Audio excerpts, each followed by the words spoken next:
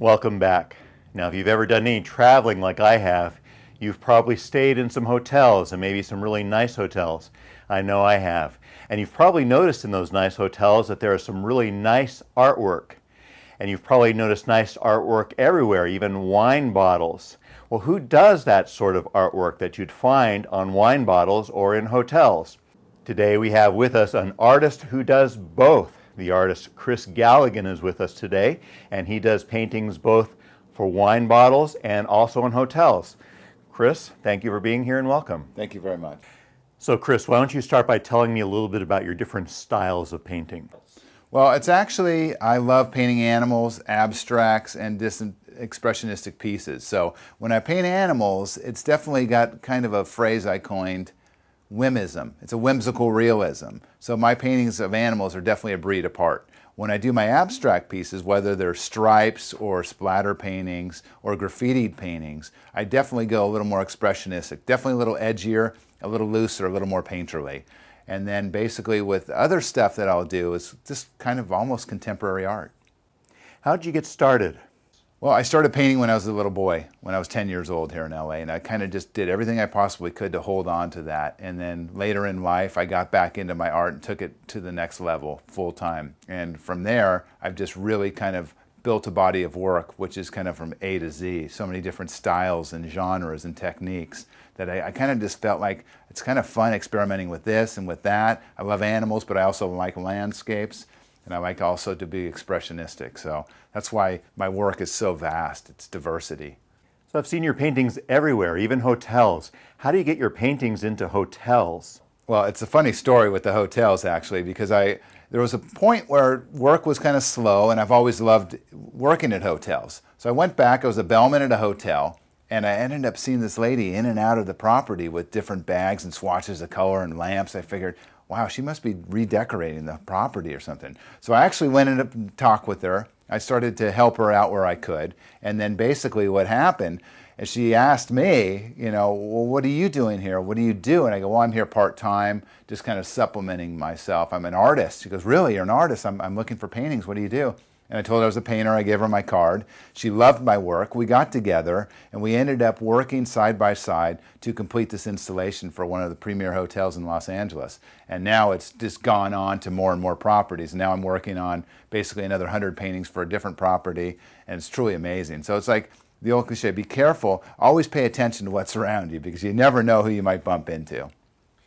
I've noticed that most of your paintings are on wood, and I understand it's a very specific type of wood. Why don't you tell me a little bit about that? Yeah, I do actually. I've always been kind of green, so I definitely use I use a recycled product, a farmed product called a Luan, and it's actually grown in farming type areas. So they basically grow it. It grows so fast that they constantly have more and more of it. And I try to use all the recycled products that I can and keep things green. So I build all my panels by myself. No, I don't go to the store and buy canvases, but I do build my own materials, and they're green.